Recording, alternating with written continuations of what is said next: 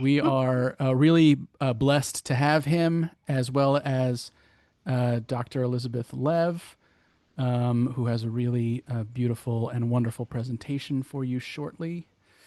Um, and hopefully, James Langley. James, if you're here, please send me a message so I know who you are. Um, and it's so nice to have you all with us. Please remember to mute your mics. Um, unless we call on you to ask a question or Um, speak. I am Patrick Gallagher, Director of Catholic Arts for the Benedict 16 Institute. Um, and we are really excited about this event tonight. I also want to tell you guys that we are having another event on August 25th. It's our Christmas in August event. We, through our Very Marian Advent project, have commissioned a number of carols, Advent carols, over the last few years, and we have two more that are being written this year, and we're going to have the authors of those on, as well as the authors of a previous carol, Mina Paraso and Roseanne Sullivan, who is in the audience today. Hi, Roseanne. I see you there. Um, and it should be a really fun and beautiful event, and we're really excited for the Very Marian carols this year.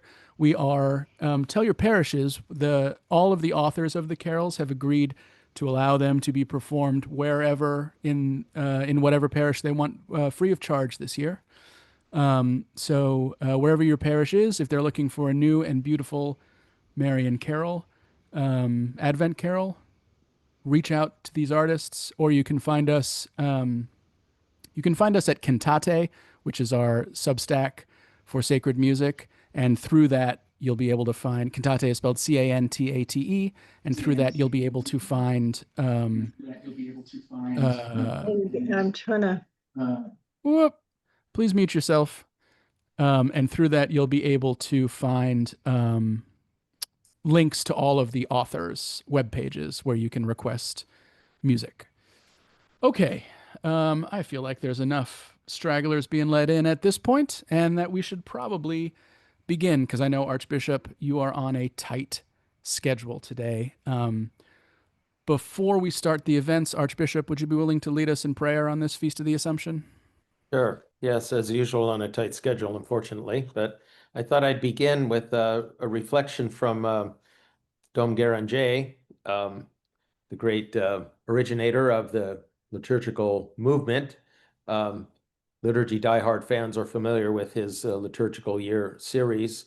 You'll notice in the bookcase behind me on the second shelf up at my left shoulder, there's the series there with one volume missing.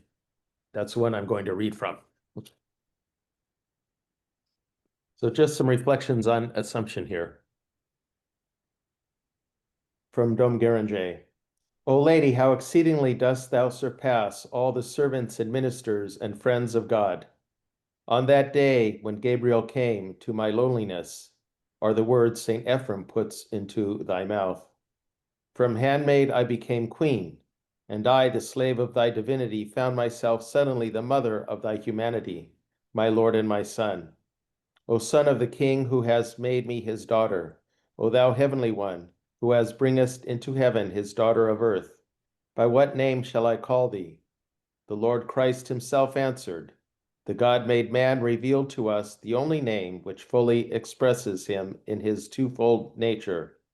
He is called the Son, Son of Man, as he is Son of God on earth. He has only a mother on earth, as in heaven he has only a father.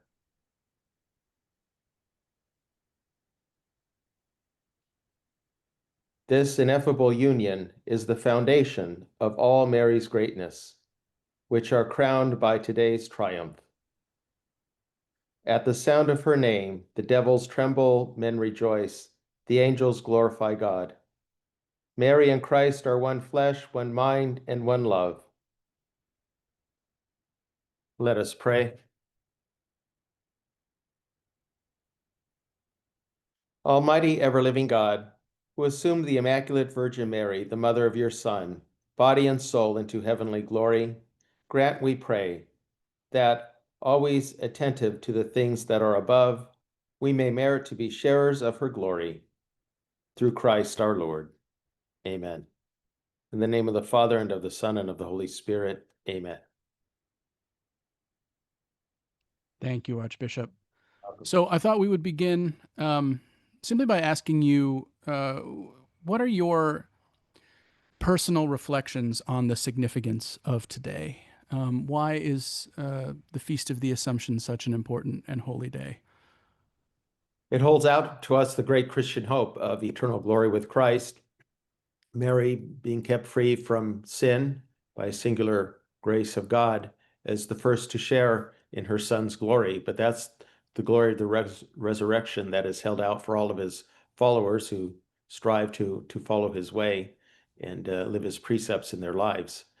So it's a feast day of great hope and of a vision of what our destiny is. And it reminds us of the role of Mary in the life of her Son, and therefore her whole role in God's plan of salvation. How she was so united with her Son in his life on earth as she is now reigning with him in the glory of heaven. The church reflects this liturgically too. All the great mysteries of our faith that we celebrate, these mysteries of our salvation in the life of the Lord, there's a parallel feast day for Our Lady. So Christmas and Easter are the two foundational feast days in the church, the two foundational truths of our faith, and they're each celebrated with an octave. So a feast day that lasts for 8 days. And the whole liturgical year is built around those two great feast days.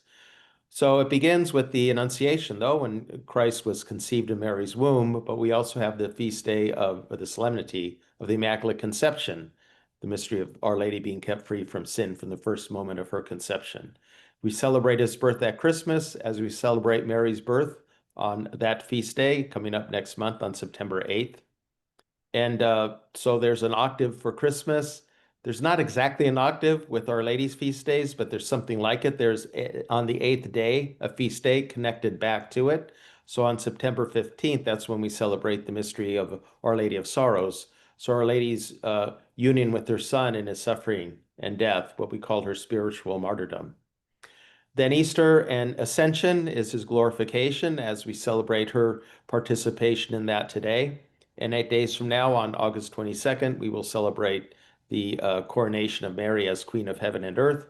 Again, a feast day of her glory, reigning with her Son in glory. So we see this God's providence in her role in his plan of salvation for us, and that salvation can unfold in our own lives if we try to follow her model of discipleship, of her fiat, giving herself entirely to God by pouring out her life for her Son, which she still does for her Son's brothers and sisters here on earth as she intercedes for us to him. Obviously, we're going to talk about a lot of the great art. Dr. Lev will talk about a lot of the great art inspired by the Assumption. Why do you think it's such a rich, fertile place for artists to find inspiration and depict beauty in that way? Certainly, there's great love for our mother. We all have such a great love for Our Lady. She's such a beautiful mother and one who's always watching out for us and trying to guide us. So it comes from a place of love. I'm sure Dr. Lev will be able to speak more about this as well. But coming from that place of love and devotion, and how we rejoice to see her in glory with her Son, I think would inspire one to use all of one's talents to glorify God and to honor the mother of God's Son. Do you think there's something? I mean, obviously, we're depicting her Assumption, so there's something sacred and beautiful about it. How do you think that this particular topic for art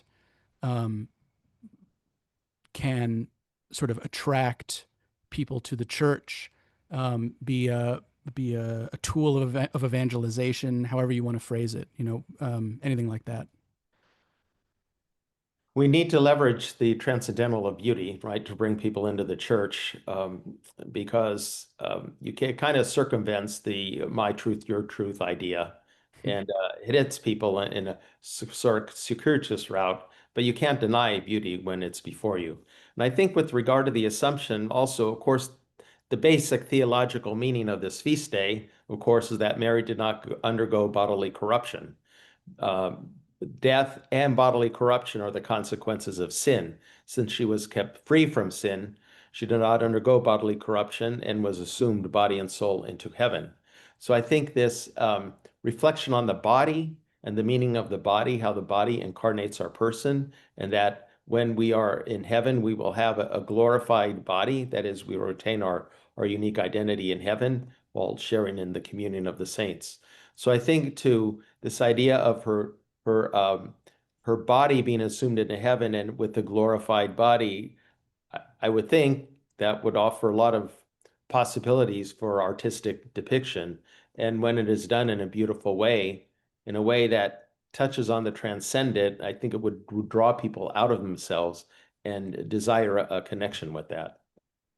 It does seem intimidating, though, in some way, as an artist, to think about like how do you depict, you know, the how do I, as a human artist, depict the unsullied body of Mary, and how do I don't know how to phrase this without sounding a little, I don't know, naive or something, but how do I choose that as a top? How do I have the how do I have the gumption to choose that as a topic for myself and as something I'm quote worthy of depicting?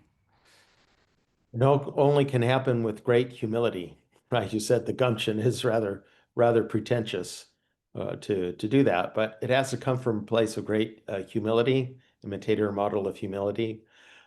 Otherwise, it could become something kind of disrespectful. Uh, there was an article in the can't remember, it's Wall Street Journal, New York Times today, about the Macarena in Seville. The statue had to have some retouching. I don't know if any of you saw this, but now it's created a scandal because the artist painted the face like kind of sensual with like wearing makeup and more kind of sensual. And so it's created a great scandal there. So yeah, that's would be disrespectful to do something like that. But if it's coming from a place of humility, it has to come from a place of spirituality. To create truly great art, art that is sacred art, it has to be a spiritual endeavor, not a purely artistic endeavor. So it has to come from a place of faith and of love, and walking that path of humility. Dr. Lev, can I bring you in here at this point? This is Dr. Elizabeth Lev. Hello, everybody. Right. She knows way more about this stuff than I do. And I wonder first, before you get started, I know you have a presentation for us today, if you have any questions for the Archbishop on this day or on anything. I'm reflecting a lot on this year about how to restore trust in beauty between us and the idea of beauty, as if something has broken between our belief in the beautiful and true and good, so that we see beauty. Really, there's a real societal sense that beauty is either a fig leaf, something that we hold up for something to not notice something much worse, or that the real truth in life is ugliness, and that those of us who are committed to beauty are really very Pollyanna-ish and not facing what is true truth, which is that the world is ugly. And I'm wondering how we are going to overcome that and what ideas you might have on how we can try to restore this faith in this belief in beauty. It was with a little bit of secret hesitation when I said that people recognize beauty when it's before them. That is to a large extent the case, but yeah, I think to an extent we need to educate people in beauty so that they can appreciate it because there is so much ugliness in the world. But beauty has a power to heal unlike other things. A young lady I knew, and when I was in San Diego, is she's a choir conductor. She teaches Gregorian chant to children and teens. She has these chant camps, and as part of her work, she was teaching chant in Latin to women who had been victims of human trafficking. And it was very healing for them. They're singing these beautiful chants in Latin to Our Lady, our pure mother. And it was very healing for them. So if people can begin to experience the healing power of beauty, and which also unifies, I think we can begin to make some progress there. I think your unifying point is very significant. That one of the things about uh, something beautiful is that it gets people looking in the same direction. Sort of it unifies people by this sort of this drawing together and focusing towards something else. So instead of sort of a conflictual relationship, we forget about our momentarily our adversarial ideas, and we sort of join in something common, looking forward towards something common. It is a deep concern that society has really become so divided that sort of everything becomes everywhere we're supposed to be looking together to enjoy something together always ends up being, or frequently ends up being, a source of contention. But yes, you're right. I think there is a question of really having to educate people to see the value of beauty. Yes. And the church has the critical role there, which we're trying to resurrect, right? And well, B16 is just one effort among others. The church has always been such the great patron of the arts and of beauty. And we've been kind of um, absent from that for a long time. We need to bring that back. I have fallen down on my job just a second. Dr. Lev, I should probably give you a proper introduction. She's an art historian. She's written 4 books, which I will throw into at least 4 books, which I will throw into the chat shortly. Actually, Dr. Lev, how many books have you written? I think that's right. Four. I was just realizing I didn't really know either. Okay, great. But we'll have those in the chat for you shortly. And she is joining us right now from Rome, where I should say it is 2:20 in the morning. And honestly, to look at her, you couldn't tell. She's bright-eyed and chipper, and she's really full of life. And we're so grateful that she sacrificed the middle of the night to join us here. So thank you, Dr. Lev. Archbishop Cordileone, any final words here on the feast before we handed a presentation over to Dr. Lev? Just thank you all for joining. Thank you, Patrick, for hosting, and especially thanks to Dr. Lev for leading us in what I know are going to be some very inspiring reflections and insights. Great. Thank you so much. Well, with that, Dr. Lev, I'm going to take the spotlights off of us and let you lead us. Well, then I am going to go to what I do best, which is talk about pictures. So we have some pictures here. My assignment, which was kind of vague, was talk about Mary in art, and that would keep us busy forever. So I chose a few images just to think a little bit, just a few little reflections, to think about the Feast of the Assumption, Mary, and a little bit of the history of art, because after all, that's what I do. I'm an art historian. And what art history allows us to do is to look at history, to understand how devotion, to sort of get an insight into how these devotions develop via the imagery that we produce, with the imagery we produce. And that in those images, they give us insights, understanding, facets to these questions that I find very, very helpful. So I'm going to start with something a little funny, which is where this my first sort of reflection on this is just how interesting the early images of Mary actually are. So what you have here on the left, it's a terrible picture, but I'm afraid can't do any better than this, because it is the first image of the Blessed Virgin in the history of art.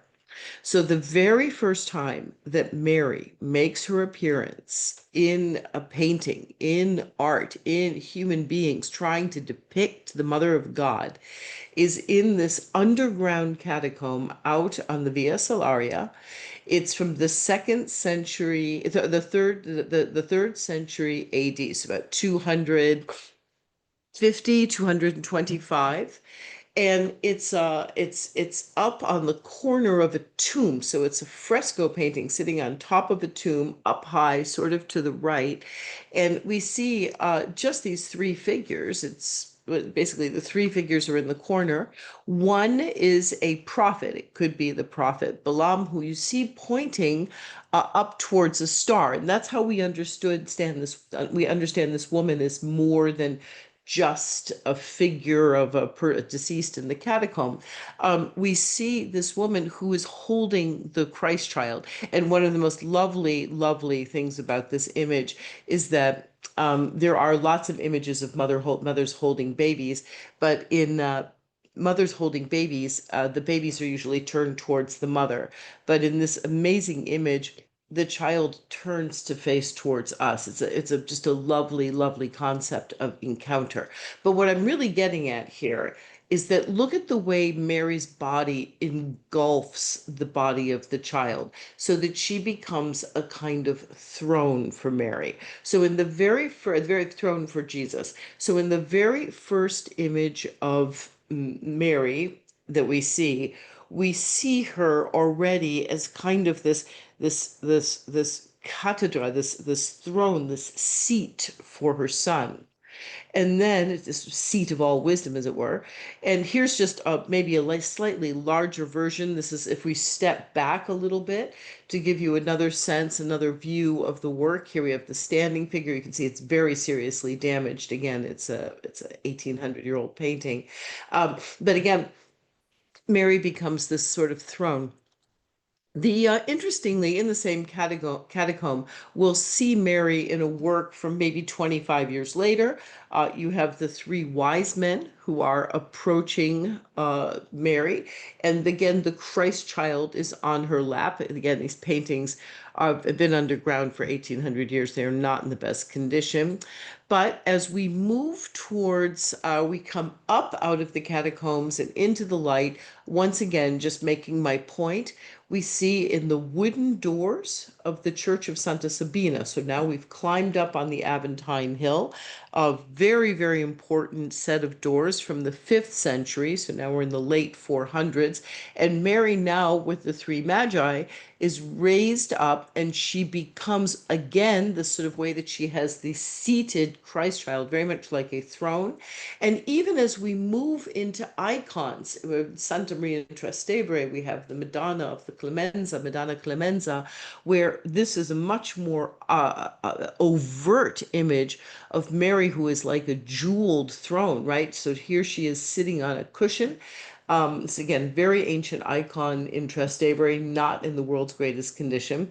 But we have Mary who sits so very upright and holds that child really at the center. So Mary, who in the early years of Christian art, we see her as this throne to her son. Now, the reason why this is so interesting is the beginning of the imagery of Mary's Assumption is the image of Mary's dormition. So the idea of Mary falling asleep in the Lord. As we begin to evolve our thinking about Mary, the first images we show are the idea of Mary who is falling asleep.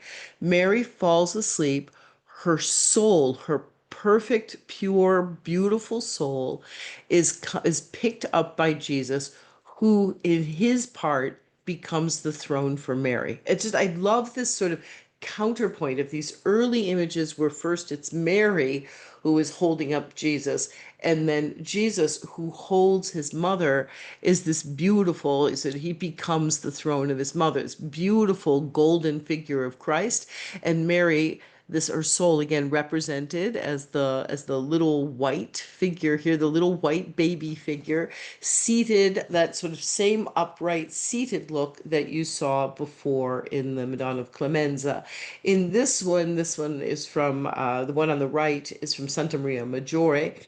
And this I just think is also so beautiful because of this Mary who she rests her head on Jesus's chest. So this beautiful kind of connection between the reversal of the Madonna and child. So it's in the way she looks out towards you, the viewer. So these sort of interesting inversion that takes place from the early years to the images of the Dormition of the Blessed Virgin. So in that same Santa Maria Maggiore church, which is the first church dedicated to the Blessed Virgin in the Western world, which, by the way, celebrated its birthday. It's the feast of its consecration is August 5th. So this month opened with the very joyful day at Santa Maria Maggiore, where they lift these coffers in the ceiling. So these beautiful golden coffers in the ceiling, which were given by Alexander the Sixth Borgia, of all people. And they lift one of the coffers and they drop in white rose petals into the church. They did it in the morning. They did it for Vespers in the afternoon. They blow foam in the evening. It's a big, huge, beautiful party on the Esquiline Hill because the story of the foundation of the Church of St. Mary Major is very intimately connected to a miraculous snowfall that took place on August 5th. If you have ever been to Rome in August, you will realize with the kind of temperatures we get, that truly is miraculous. The idea of snow, it's miraculous we have snow in February. August is really off the charts. So in that same church, St. Mary Major, or Santa Maria Maggiore, there is part of this mosaic cycle, which was done in the 13th century by a man named Jacopo Torriti. Jacopo Torriti was a Franciscan mosaic artist. He was a painter, he was a sculptor, he produced mosaics. And he produced a great deal of mosaics for the Church of St. Mary Major. And this mosaic on the right of the Dormition it lines the bottom of the apse. So it's one of a series showing the stories of the life of Mary, and it is the central one. So you'll have the Annunciation, you'll have the three Magi, you'll have the presentation in the temple, and they stretch along the sides. But the central panel shows which is the dead center of the apse, shows the image of the Dormition of the Virgin.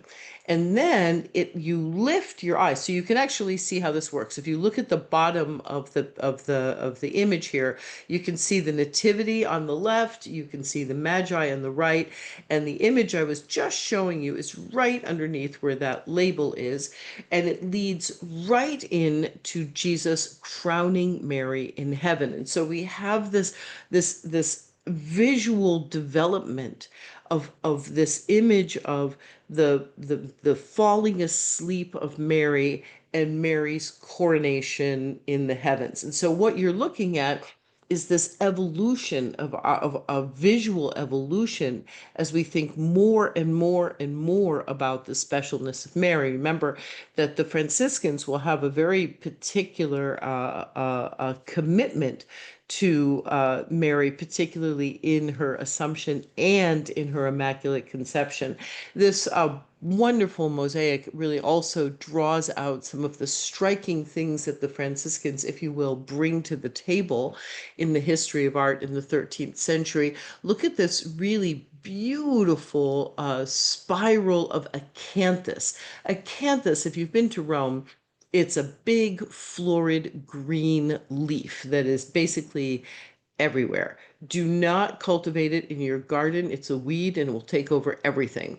But when you're walking around Rome, particularly in the Forum, even the winter when the plants don't, most of the plants are gone, this leaf remains very green and very florid. And you can see why in art from Greece, the Greeks are the ones who are the first to do this. They use this particular plant to represent life, the burgeoning power of life. So here you have nature spiraling along the background of this golden apse. So we have heaven, which is what the gold of the apse represents, versus the earth and nature with the acanthus, these birds that are perched here and there, including things like the peacock, which you can see over here on the left, which is a symbol of eternal life. And then these angels that are taking this sphere, this sphere, this portal, this perfect circle, this oculus into heaven, these angels which are bringing it down to anchor it to earth, where we see saints kneeling on the ground, standing on the ground, and then we have water with little things like fish sticking their heads out of the water.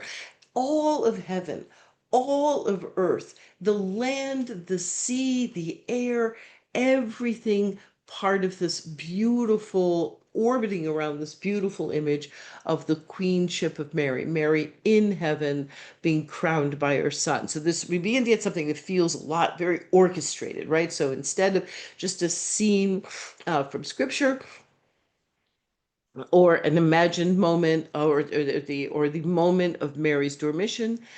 Now we begin to look up and see, what does it look like for Mary to be received in heaven? And this is where the development of Assumption images are going to come from.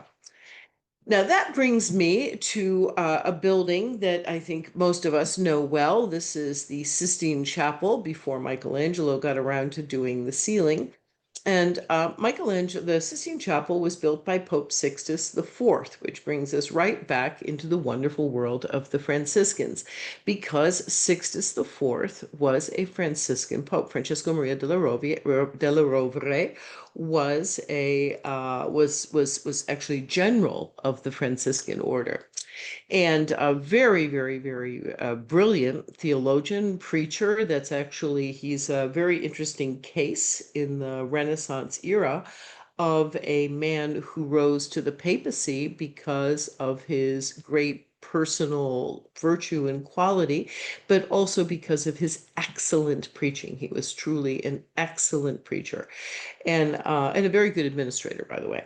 And so Sixtus, he was elected, he took the name Sixtus, and he promptly set about building what would be the Capella Magna, the great chapel for his court. And that is what the Sistine Chapel was. When they built the chapel, the great chapel, later on, the Sistine Chapel went on to take his name, hence the name Sixtus.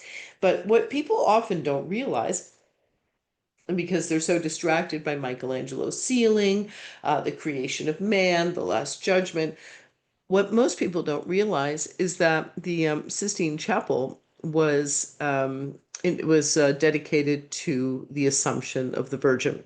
And even though the images of Mary are very few, she appears at the beginning of she appeared at the beginning of the cycle of the life of Christ. So the images that Sixtus had painted in the Sistine Chapel were done by a series of great Florentine painters. And again, all these things are often overlooked because we're so distracted by Michelangelo's ceiling. But the fact is that the side walls, very similar to the Upper Basilica in Assisi, are filled with a series of narrative panels. So you're watching a story unfold. If you are in the Upper Basilica in Assisi, you are watching the story of St. Francis of Assisi and his life unfold. If you are in the Sistine Chapel, you are looking at the parallel unfolding of the life of Christ on the right and the life of Moses on the other end, in the space where today the Last Judgment is. So here at the very end of the chapel. So our point of view in this drawing, which is actually a contemporary drawing, our point of view is from the real entrance and exit door.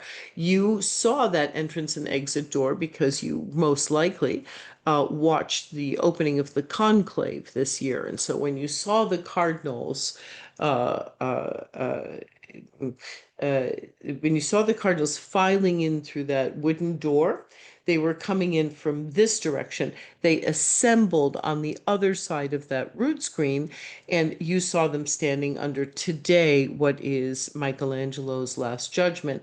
But when the chapel was first built, they stood in front of the altar, which you can see through that rood screen. And it's underneath these two images of the finding of Moses in the reeds and the Nativity, both of which were destroyed in order for Michelangelo to put the Last Judgment in from 1536 to 1541. But the main point is that the altarpiece, what was underneath that canopy, you can see a little baldacchino at the back there, was by Pietro Perugino. Now, unfortunately, the original altarpiece was destroyed, but it is a subject that Pietro Perugino returned to many times. So we have several versions of the same subject here. And there are other drawings that give us a bit of a hint at um, what the original assumption would have looked like. Now, Perugino is a painter who is very admired for his clarity. He's a painter who doesn't do a lot of fluttering drapery. He's not like Sandro Botticelli. He's not a painter who likes too much cluttered space so that you're looking at 100,000 different things at once. He wants a real sense of focus in his work, and he tends his figures tend to be very calm and very subdued. So sometimes that's not very attractive to us anymore because we're kind of used to like figures flying around and something that's much more Baroque. But this is a very, very lovely, if not slightly old-fashioned way of talking about the Assumption of the Virgin. So here we have a distinction between the people on earth and the people in heaven. And there's a real separation between the two. And this word, it's meant to really underscore the meaning of the word sacred, sacred, set apart. And so this is setting apart Mary. Mary has been set apart not only by the physical space as she leaves the realm of the earth. We see the hills, we see the valleys, we see the trees, we have these people, the apostles, and that's Thomas, who's kneeling down there in the center, and the guy in the left is the cardinal who paid for it, so he gets to be in the painting presented by a close personal friend of his who is a saint. And so we have the figures who are all kneeling on the ground. And then we have the figure standing on the ground, very attached to the ground. And then we have this distinction of this open space, and Mary, who is inside this mandorla, this almond, as they call it, the word mandorla means almond, and it's a way of kind of separating her. This is a very common trope in Renaissance art in order to make the point that a figure is set apart. They will put him or her inside this shape. There's a very interesting theory that this is the old image of the ichthys, the fish, right? You know, that very early Christian symbol of the fish, which is just sort of this continuous line that creates just a little bit of a tail at the end, and it makes a kind of an oblong oval in the front. There's a theory that ichthys, that's the ichthys turned upwards to create that. That's why they like that shape. At any rate, if you see Mary, she's surrounded by cherubim and seraphim. These are the angels, which are just the heads with wings, right? The angels that are sent by God. They know and they adore God. You see her standing on clouds, so that they're trying to show you this understanding that she's being lifted from the heaviness of the world below. She's being brought upwards. She's about to be crowned Queen of Heaven. So there's still that connection between the Assumption of the Virgin and the coronation of the Virgin. As you just heard, it's just a few days apart. And then around it, because you can't have a party without music, you have the angels who are all standing on their little discs, playing their instruments, rejoicing at the presence of the Blessed Virgin. And so again, if you put this together with over there on the right of the original picture in the background in the choir, imagine being in the space. It was dedicated to Mary's Assumption. The whole point of the Sistine Chapel, the whole reason behind the painting and the building and everything in that chapel is in fact the Blessed Virgin. And it's not forgotten. When Michelangelo goes to paint the Sistine Chapel ceiling, it's the reason why the creation of woman is in the center of the ceiling, not the creation of man. This allusion again to Mary as the new Eve. So again, we're still talking about Mary. And then in the Last Judgment, Michelangelo will give us a very innovative image of Mary as well. So just this it all stems from the original idea of Sixtus to create this chapel and dedicate it to the Assumption. I should also tell you, Sixtus is the man who put the Immaculate Conception on the Universal Calendar and commissioned 2 offices in its honor. So he really was very committed to these teachings of Mary that would one day, teachings about Mary that would one day become Marian dogmas. So as we move through the history of art, we have an interesting, so that was a high Renaissance image. So that was that Perugino image is produced about 1480. But now we begin to move to the other side of the Protestant Reformation. And basically, when this was being made, the Protestant Reformation was just beginning. But it's very, very interesting work. It's perhaps one of the most famous of the images of the Assumption in Italy. This is kind of the omnipresent one in Italy. It's Santa Maria. It's the Assumption of Santa Maria dei Frari in Venice. And Titian was a very young man when he produced this. This is actually one of his great breakout works. An enormous altarpiece. It occupies the entire wall. It's still in situ, which is very unusual. In Venice, everybody seems to have dropped by Venice and taken works to decorate their own museums. And so it's really quite remarkable that we have that in there, although they do charge you money to go to the church, but I will save that complaint for another day. The fact is, this is a very, very interesting construction. It's a construction where, again, remember, we're talking about, as you can see in the other works we've been looking at, the artist trying to show us this moving from earth towards heaven, this kind of breaking away from the ground. In this particular case, we're going to start by looking up higher, where we see God the Father who comes swooping in. And this is a really fascinating way of representing God the Father. There he is. You see this very kindly older face. He's sort of like Michelangelo's sort of little windswept hair. I think it perhaps a little bit longer haired than Michelangelo. Look at the beautiful use of light. Titian is an oil painter. So as opposed to the mosaic technique and the fresco technique, which was what Perugino was using, this remarkable versatility with oil. Look at these little baby, you can see the little baby angels that just form this soft texture, sort of this beautiful sort of soft light texture in the background, all gazing upon the presence of the Father. These 2 angels that are supporting the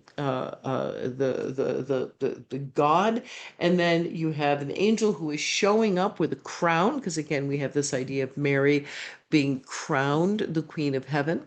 Then the middle section brings us to Mary, and this is what I love about this work. Mary has definitely become a much bigger girl than we've seen before. So now we're really beginning to think about Mary's bodily assumption into heaven. And so we see this female figure, everything, her clothes are weighty.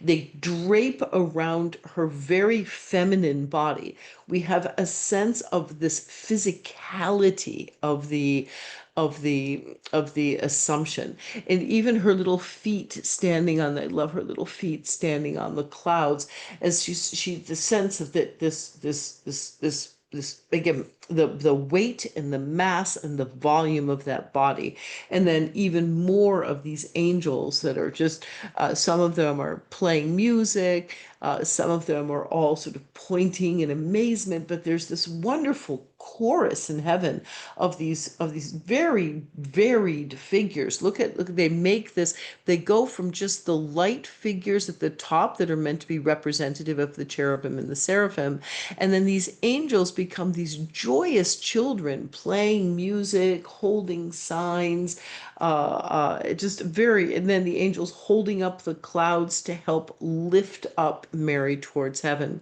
Then, just so I was going to compare this, by the way, to Filipino Lippi's version of the same subject. Filipino Lippi, Mary seems much more like a sylph. So the point is that before that, figures like even the Perugino one you saw before, Mary seems very weightless. She seems this kind of very light, slim, otherworldly, ethereal, sylph-like character.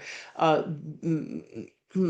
Titian will be very famous for making these very sort of these very present bodies. He uses oil paint in a very sensual way in order to create sort of the presence and the warmth and the physicality of the body. He really, this in that particular skill became all the more important when he was representing the image of the Assumption.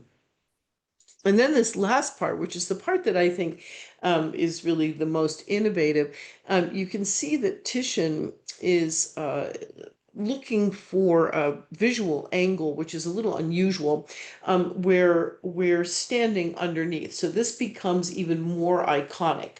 So Titian is inviting us to share in a collective vision of Mary's bodily assumption. So the apostles were there.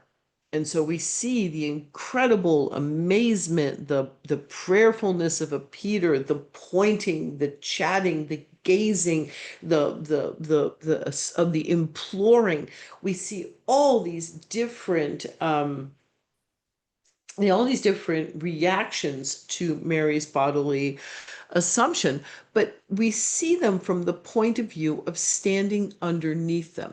So we are not exactly there at that moment, but we become witnesses. We're standing slightly further back because of the fact that we are separated by this construct of space and time, but nonetheless, thanks to the power of the liturgy, because again, this is an altarpiece, thanks to the power of art, which helps to stimulate our visual imagination, we feel present at the scene. And so we too are gazing up. We gaze up at the apostles gaze up at Mary, and the Lord is gazing down on all of us. And so we become part of this story. The other thing that's really quite remarkable is now we really get a sense of these figures planted on the ground. So here are the apostles who are thoroughly planted on the ground. The feet you can see extended. There's the signature of Titian. He was extremely proud of this altarpiece, as he should be, moving upwards. And then here are three works taking us through just three beautiful artists of the same subject matter. The Assumption becomes extremely popular as a subject matter post-Protestant Reformation. I do occasionally refer to these things as images that are designed to make Protestants go crazy. And so we really do a lot of these images of both the Assumption and the Immaculate Conception. They proliferate. You can see them in museums everywhere. The Church, the Catholic Church, really doubles down in its devotion to Mary in the wake of the Protestant Reformation. And we are particularly interested in these questions of Mary's specialness, her singularity, her extraordinary purity, and her freedom from all stain of sin. And we are very interested in art in representing Mary's bodily assumption into heaven. And so these works proliferate. The Annibale Carracci was the artist chosen to put the image of the Assumption of the Virgin in the Piazza del Popolo. So Santa Maria del Popolo would be the first church that a visitor coming to Rome in a visitor coming to Rome in 1600 would have come through the Northern Gate, and this would have been the first image that he or she saw. This one I love because Mary definitely, she's a big girl being lifted up by these angels, and it just feels so crowded and so heavy and so intense. It's very much driving home the point. And then the two side chapels are dedicated to Peter and Paul. So we see Peter leaning off to the left, and in this chapel on the left-hand side is Caravaggio's painting of the death of St. Peter. And then on the right-hand side, you see St. Paul, who's leaning back, gazing upwards. And on the right-hand side, there's Caravaggio's painting of the conversion of Saul. Those paintings are very dark. Those paintings are very intense. They have a minimal number of figures. So it's a very interesting foil where you have these dark, grim images of, Peter being crucified upside down, Paul lying on the ground, falling off his horse, and then in the center, this amazing, glorious mystery, the wealth of color, the drama of movement.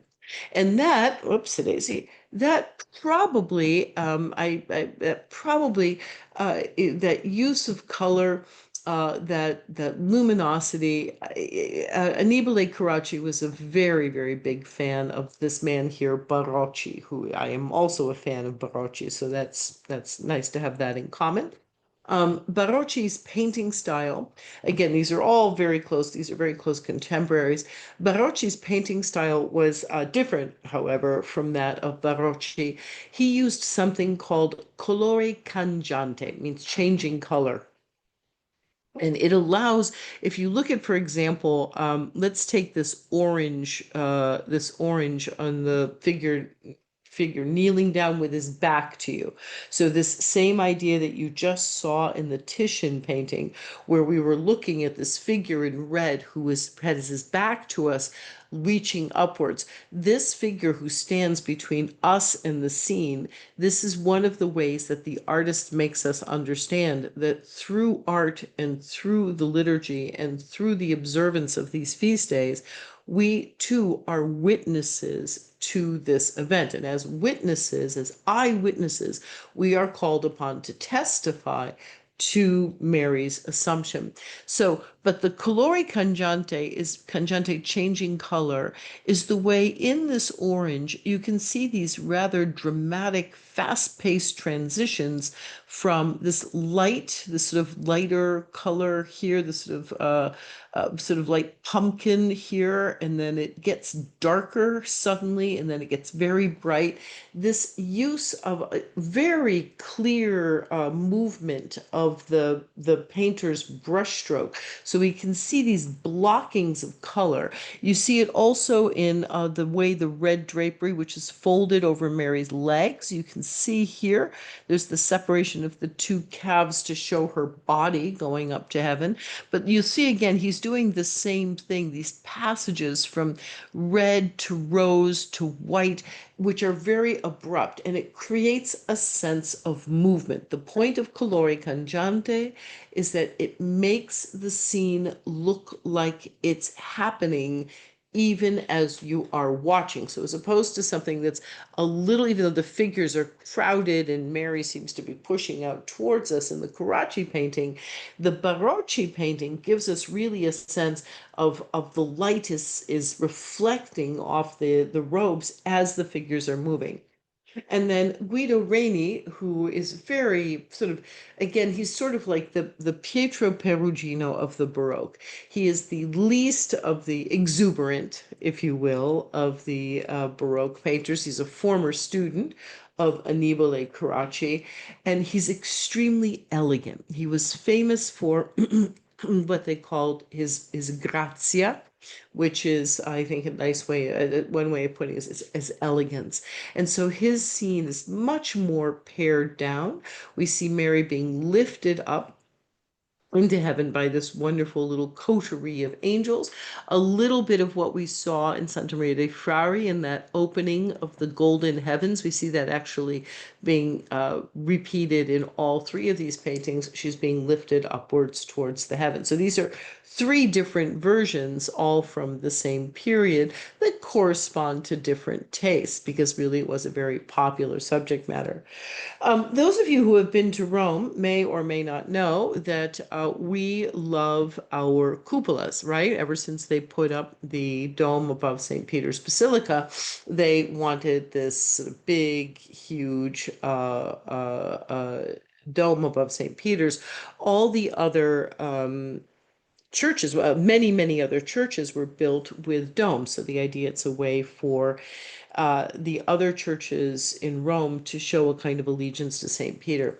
The importance of this is that this means people are going to start thinking about how to decorate these inside of the cupolas. Having them whitewashed isn't terribly exciting.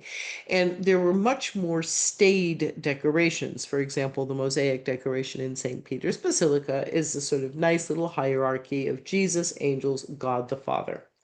But it was the Assumption of the Virgin that inspired what we would call the first Baroque dome. And so the very first time that we see a dome that is produced with Lanfranco, who is another member of another student of Annibale Carracci, the first time we see this idea of swirling motion in a dome is in this work in Santa Maria and Sant'Andrea della Valle. It's a Theatine church. It's in downtown Rome near Piazza Navona. So if you look at the way they worked it out, is here at the bottom we have the image of Mary. Mary is rising up on the clouds. We can still see her again. Sort of her body is placed there, the red of her robe that alludes to her mortal physical body. The blue, there's an allusion to grace. Here's Peter kind of sitting there in the corner, and here's, I think, Gaetano Tiene over there. Oh, I'm sorry, yeah, no, I think this is Peter over here. And maybe it's Peter over here. Talking to, there's Gaetano Tiene, and then there's the Paul the Fourth Carafa. So there's a whole like little conversation going on. And Mary is being brought up through this first rank of people, human beings who have lived. She's being brought up into this next rung, which is where we have the angels. Again, we can still see the musical angels. And then if you look up even further, it goes into this golden space. And there is, looks sort of it usually is to be God the Father, but it looks a little bit more like it's the second person of the Trinity who is coming down to fetch his beloved mother and bring her into heaven. And so what this creates is, instead of this sort of staid hierarchy, I like to call it kind of the swirling vortex of heaven. It's really the Baroque brings us into the sense of motion and swirling, where Barocci is giving us this colori cangiante to give us the idea of motion. Lanfranco draws us into this amazing spiral, so we feel sucked up, drawn up into the heavens. I just thought that's a very lovely thing to realize, that the first time that was done was actually in honor of this particular feast day. So I'm going to close with just a couple things. I couldn't resist. This is, I think, the coolest, but I shouldn't say that. It's because I love the Baroque. The Baroque is my specialty. So the gigantic machina, the huge theatrical Assumption in the Pilgrimage Church of Rohr in Bavaria by Egid, Quirin, Assam, these were two brothers um, who were extraordinary sculptors of the Baroque Rococo era. This becomes pure theater. And of course, the Assumption lends itself to such incredibly theatrical representations. As the Baroque moves forward and they begin to develop new ways of producing works of art, and they draw together painting and sculpture and architecture, and they draw closer and closer to thinking like movie directors, the Assumption becomes the ideal subject matter because you can have the heavens, you can have angels, you can have the shocked and amazed apostles, you can have Mary rising up towards the heavens. As a matter of fact, in Florence for the Assumption, they would have a whole what they call machina. They would create a temporary theatrical device where you would see Mary rising up into the heavens. And that's what helped people to really absorb and believe this story. So, this amazing look at Mary floating in midair. She's wearing this gold and white. So, she looks like she's already taken on the color of the heavens. The angels who are lifting her up with this wonderful drapery. This is made out of wood and marble and stucco and gold gilding. It's an amazing thing. With the drapery coming down, fluttering and catching the light. And then there at the bottom, look at it's like the apostles are all wearing blush. It's a funny little quirk of these works, but that's neither here nor there. And so they stand around the sarcophagus and look at their tremendous gestures, just this drama. You could almost imagine this as like an operatic moment. Everybody's singing, Mary's raising up into heaven. It's a magnificent thing with that big green curtain in the background. The fun of representing this particular mystery. And now we are in the modern age. Now, I'm not going to go into the problems of the Enlightenment, except to say the Enlightenment does not like things that float. The Enlightenment does not like mystery very much. The Enlightenment, even when they do show us the Assumption of the Virgin, there's a lot less kind of floating golden drapery that happens in the Enlightenment. I'm not so sure the Enlightenment was the best thing that ever happened to Catholic art. And now here we are in the happy era of AI, where here are two images of the Assumption produced by artificial intelligence. And then, of course, this one I thought I would save for last because somehow it's like someone said, Chat GPT, please blend Mary with a Disney princess. So clearly that's not going to get us very far artistically. And so we really do need to realize that what is it that these other artists bring to the table? What is that human element that looks at our experience of thinking about the Immaculate Conception and produces something new? I'm going to close, however, instead I was going to close on being cranky about the modern age, but I thought I would close with something a little bit more cheerful. And the last image I'm going to show you is by Barocci, who I think, besides the usual suspects of Caravaggio and Michelangelo, I think Barocci probably is my favorite painter. This is today's reading, right? It's the reading of the um, Assumption, when Mary, who is just discovered that she is going to be the mother of God, goes to meet Elizabeth. And in this wonderful painting, which is in the Chiesa Nuova here in Rome, it's a painting before which Philip Neri apparently had a mystical experience. So this is a painting that provoked one of the great visions and mystical experiences of Philip Neri. Here's what I wanted to close on. First of all, it brings us to this wonderful aspect of Mary, who, the minute that she finds out Elizabeth is pregnant, instead of sitting home and saying, someone bring me bonbons, I'm the mother of God, she goes tearing out to go to Elizabeth. And in this way that this is the altar here, you have Mary is stepping up. We see Mary climbing up to Elizabeth, Mary who comes to you. It's really this beautiful image of Mary's humility, her service. What does queenship mean for Mary? That means Mary is coming to you. In the meantime, Elizabeth is coming out of a world, and this is actually a very well lit photo. In the actual altarpiece, it's a lot darker in the background, but I chose this photo so you could have a really better view of it. When you look at the background of Elizabeth's world, it's pretty murky. So you look into a dark background. This very lit space here is actually usually very dark. It's just been illuminated by the light of the photography. Elizabeth is wearing this kind of brown, these very subdued colors. As Mary comes in this riotous color, so you've got the maidservant here with the olive and the mauve and the canary yellow bringing these birds. You have Joseph, who is conveniently reaching down to take bread and a ewer from the space of the altar and bring it upwards. A beautiful sort of Eucharistic image here. But the most wonderful part, the reason this painting always strikes me, is Mary touches the arm of Elizabeth. And the place where Mary touches the arm of Elizabeth, the color changes on her robe. So, this murkiness, this darkness of the background, once it comes in contact, that contact between Mary, who is bringing Christ to Elizabeth at this moment, the child jumps in her womb. We see the light coming into the world. We see color and light and joy and hope. And so, this beautiful way that she brings this, she comes to us to bring this light into the world. I think that is the image that I really wanted to think about or just end with as the one that it gives us such a sense of hope on this day. Thank you very, very much. Thank you, Dr. Lev. That was wonderful.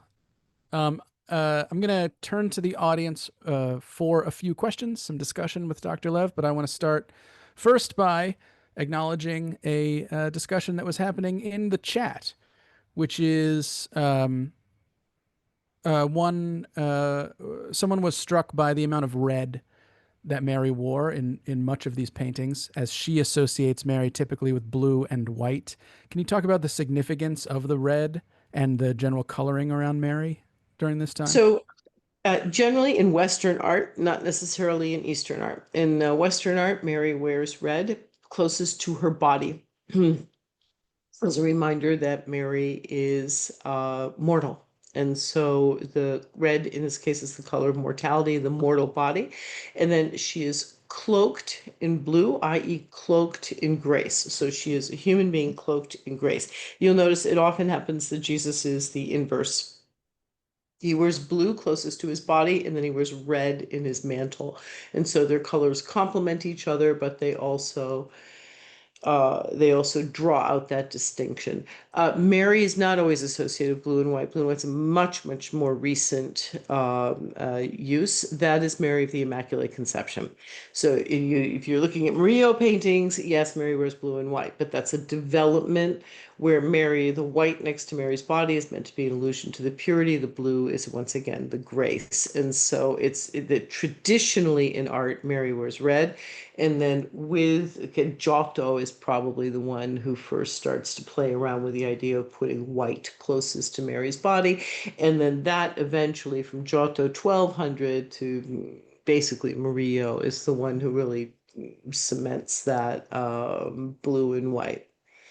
And this, you very early on pointed out that in the first depiction of Mary, the baby was turned towards us and facing us. Mhm. And that inspired me to just pay very close attention as we were moving through these works of art to who was looking at us and which art were the subjects or someone in the painting looking at us and who weren't.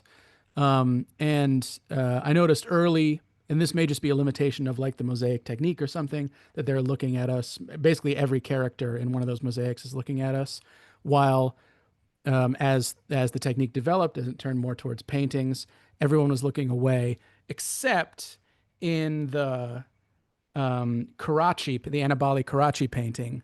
There are two cherubs, I think, who are looking right at us over the course of that painting. Is there any significance to that? How the artist decides whether or not someone in the painting is addressing us directly, or we're all just focused on the action in the scene?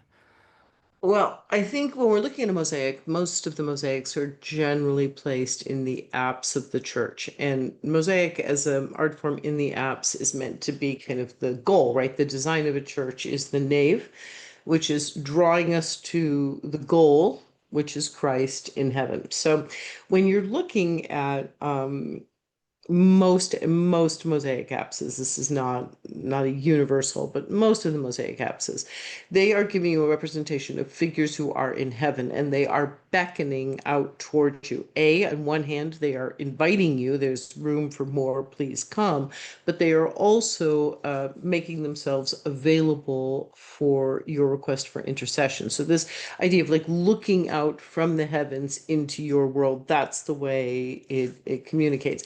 As we move greater and more into the Renaissance, it's like we're watching stories unfold. So we become viewers who are standing sort of right outside, if you will, the fourth wall, watching the story unfold. And the artist is thinking about how to make us part of a story that is happening um, in different ways. So sometimes it can be our perspective, our viewpoint. Where are we looking from? It can be the figure who is doing exactly the opposite, is standing with its back to you. So after years and years and years of having the figures looking at you, suddenly the figures turn away from you and they draw you in. It's like when you're watching the priest celebrating the mass in the extraordinary form, you're all looking in the same direction. The priest is leading you, the figure is leading you and letting you know you're part of something. Then within that, there's very frequently a figure who is looking out at you, going back to the old trope of how to engage the viewer. Sometimes it's angels. Karachi loves throwing in angels. I think of them as very similar to the characters in a Disney movie, where you usually have like these little like Greek chorus figures, the Pain and Panic, or Bambi and, or is it the Bambi the Thumper and the other one? I mean, just these little figures that are meant to channel your emotions. So usually those angels, if they're looking out at you, part of it is to kind of say, this is how you're supposed to react. They kind of engage the audience and help channel the audiences or the viewers' emotional experience of the scene. Karachi becomes very well known for that use of angels for that reason, in that fashion. If any of you have a question, there's a little button at the bottom of your Zoom window that says raise hand, probably. If you can click on that, I'll give you a minute to do that. In the meantime, Rebecca Wu, you are here. Um, can you turn your camera on and join us? There we Hello. go. All right. Hi. Let me spotlight you for 1 second here. You are going to lead our litany here. Yes. Can I ask the how long is the litany about? I think it's about 8 minutes. 8 minutes. Okay, great. Mm. So we have five-ish minutes for questions, if that's all right. Awesome. Thank you, Rebecca. We'll see you in a second. Yep. All right. Dennis, Lucy, you have a question. Let me Yes. put you on the spotlight here. There we go. Hello, sir. Hello, sir. Hello. I really love the Eastern image of the Dormition with that reversal where the Christ is coming and now he takes Mary as the little baby. And to this day in the Eastern rites, that's still the primary icon for the Feast of the Dormition. But it seems to disappear from the Western art once you left those first couple of images. We never see Christ coming down to earth to take her sort of into there's there always that kind of a bubble that he goes into and comes out of. Are we just are there images of that continue that tradition? There's a very famous Caravaggio image. It got rejected. The Carmelites in Santa Maria della Scala ordered an image of the Dormition in 1600, which was unusual. The Dormition was sort of giving way to the Assumption. Assumption at this point. But Caravaggio produced one. His painting was rejected because of the humanity of it, because you have to really think carefully to see the Assumption coming. So the next painter who took his place, whose name is just escaping me at this moment, The next page who took his place really kind of made a point of he didn't show Mary holding Jesus holding the little baby soul anymore, but really made a point of showing that this was a transition of Mary sleeping on earth, about to wake up in heaven. I suspect that's the reason why it doesn't really appear in art anymore, because with the Assumption becoming more and more it's hurtling its way towards dogma. They're a little uncomfortable with it. Makes it harder for artists to figure out how to show the Dormition, but already sort of telescope towards the Assumption. Thank you. Michael? We have thank you, Mr. Lucy. We have a question in the comments from Sister Sacre-Cœur. That's my horrible French accent. I apologize deeply to everyone. Here's the question. As an artist, would you suggest those tools you mentioned in the Renaissance Reformation painters as some guides to serve for artists now, referring to composition, gesture of figures, use of light, color values, etc.? Yes, I am thinking of Sarah Chaney. So I take it you're the artist because I'm not an artist. I'm an art historian. What I was alluding to, tools are means of, so there are several different developments that happen in the Renaissance, and these are the things that we were talking about in the presentation. So one of them is the development of one-point linear perspective. It is a very important way of creating a stage, as it were, for the scenes to take place on, and it creates rational distances. So we begin to look into a parallel world, and we watch things take place in this parallel world. The one-point linear perspective, what that means is that all of the lines that appear, obviously a painting is a flat surface, all the lines that appear to recede into the background, they meet at a single point. Now, why does that matter? Because it allows for the painter to create a grid system so that there is a rational difference between the figures in the foreground, the middle ground, and the background. That allows for a better stage for the kind of storytelling that the Renaissance is interested in. To go side by side with that, they develop this technique that's called chiaroscuro that allows the artist to model figures. So by using chiaro, light, scuro, shadow, the artist is able to make something that looks much more like a three-dimensional image on a two-dimensional surface. So now you have a set and you have actors who seem much more naturalistic and much more capable of engaging the viewer. And then from there, the Renaissance begins to play with these ideas. So once you've got these tools in place, then the perspective will become not just a question of looking inwards, but then, as we saw, one of the great things you can start playing with is the idea of a perspective that's looking upwards. So now how does that hierarchy of space that used to create depth into a horizontal world, how is that hierarchy of space being created in order to allow us to get a connection to heaven? The use of the chiaroscuro, originally used for modeling, now the chiaroscuro can also be used to have this light that penetrates darkness and suggests this eruption into the divine, as Caravaggio and others will do. So I mean, there's a and then the list goes on and on, but there's the colori cangiante by Barocci, which gives a greater sense of movement. You have color theory and the colors that are and what kind of moods they evoke and how they're used. So it's a very, very vast Vasari on technique, Cennino Cennini. Bellori's not so interested in the actual technical practice of art, but there's a lot of literature about how paintings are made from the Renaissance on. Dr. Lev, thank you so much for all of your insights and all the beauty that you shared with us today. Rebecca, do you want to jump back on? And we will hand it over to you. Yes. And you can, let me find you Oh, there we go. so that everyone can see you. Here we go. So I would like to share my screen, Yes, I'll make you a which co-host. means I need to. Yes, Second. thank you. Thank you. 1 second. There we go. There you go. Thank you, Dr. Lev.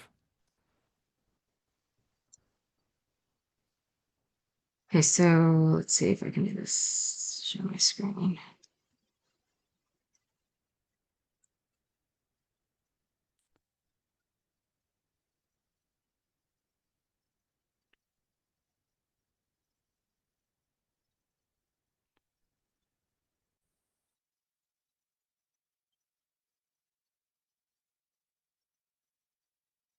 Okay, can you see this?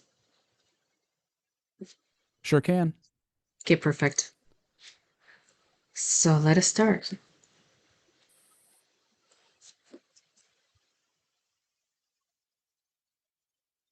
In the name of the Father, and of the Son, and of the Holy Spirit. Amen. Kyrie eleison. Kyrie eleison. Christe eleison. Christe eleison. Kyrie eleison. Kyrie eleison. Christe audi nos. Christe audi nos. Christe exaudi nos. Christe exaudi nos. Pater de celis Deus, miserere nobis, Filii Redemptor mundi Deus, miserere nobis, Spiritus Sancte Deus, miserere nobis, Sancta Trinitas unus Deus, miserere nobis, Sancta Maria, ora pro nobis, Sancta Virgo Virginum, ora pro nobis, Mater Christi, ora pro nobis, Mater Ecclesiae, ora pro nobis, Mater Divinae Gratiae, ora pro nobis, Mater Purissima, ora pro nobis, Mater Castissima, ora pro nobis, Mater inviolata, ora pro nobis, Mater intermerata, ora pro nobis, Mater amabilis, ora pro nobis, Mater admirabilis, ora pro nobis, Mater boni consilii, ora pro nobis, Mater creatoris, ora pro nobis, Mater salvatoris, ora pro nobis, Virgo prudentissima, ora pro nobis, Virgo veneranda, ora pro nobis, Virgo predicanda, ora pro nobis, Virgo potens, ora pro nobis, Virgo clemens, ora pro nobis, Virgo fidelis, ora pro nobis, speculum justitiae, ora pro nobis, sed sapientiae, ora pro nobis, causa nostra laetitiae, ora pro nobis, va spirituale, ora pro nobis, vas honorabile, ora pro nobis, vas insigne devotionis, ora pro nobis, rosa mystica, ora pro nobis, turis Davidica, ora pro nobis, turis eburnea, ora pro nobis, domus aurea, ora pro nobis, federis carca, ora pro nobis, janua celi, ora pro nobis, stella matutina, ora pro nobis, salus infirmorum, ora pro nobis, refugium peccatorum, ora pro nobis, consolatris afflictorum, ora pro nobis, auxilium Christianorum, ora pro nobis, Regina Angelorum, ora pro nobis, Regina Patricardum, ora pro nobis, Regina Prophetarum, ora pro nobis, Regina Apostolorum, ora pro nobis, Regina Martyrum, ora pro nobis, Regina Confessorum, ora pro nobis, Regina Virginum, ora pro nobis, Regina Sanctorum Omnium, ora pro nobis, Regina sine labe originali concepta, ora pro nobis, Regina sacratissimi rosarii, ora pro nobis, Regina familiae, ora pro nobis, Regina pacis, ora pro nobis, Agnus Dei, qui tollis peccata mundi, parce nobis Domine. Agnus Dei, qui tollis peccata mundi, exaudi nos Domine. Agnus Dei, qui tollis peccata mundi, miserere nobis. Ora pro nobis sancta Dei genitrix, ut dini efficiamur promissionibus Christi. Amen.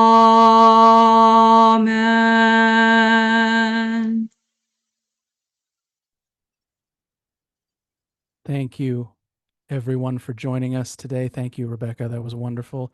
Thank you. We are again having that event on August 25th for Christmas in August. Please join us if you can. It's at 7:30 Eastern, 4:30 Pacific. I said that backwards according to how we usually say it. 4:30 Pacific, 7:30 Eastern. Please join us. Father Dwight Longenecker will be there, William Fritz, Roseanne Sullivan, and Mina Paraso. We're so grateful that you were able to join us today. God bless and have a wonderful night.